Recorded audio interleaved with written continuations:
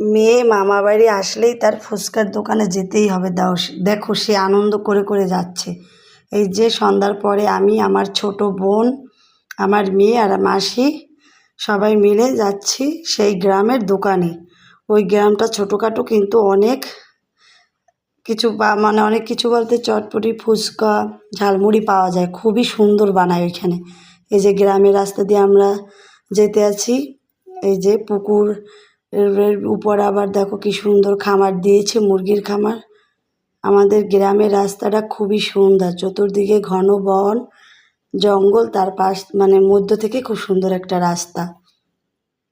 এই যে আমরা এসে গেছি, ওই যে লাইট দেখা যাচ্ছে, দোকানে প্রায় চলে আসছে। এই যে আমি আর আমার মেয়ে আগে এসে পড়েছি, আমার বোন আর মাসি আসতেছে। এই যে এসে দেখি দোকানে মোটামুটি অনেক ভিড়, অনেক বাচ্চারা মেয়েরা মানে খাচ্ছে।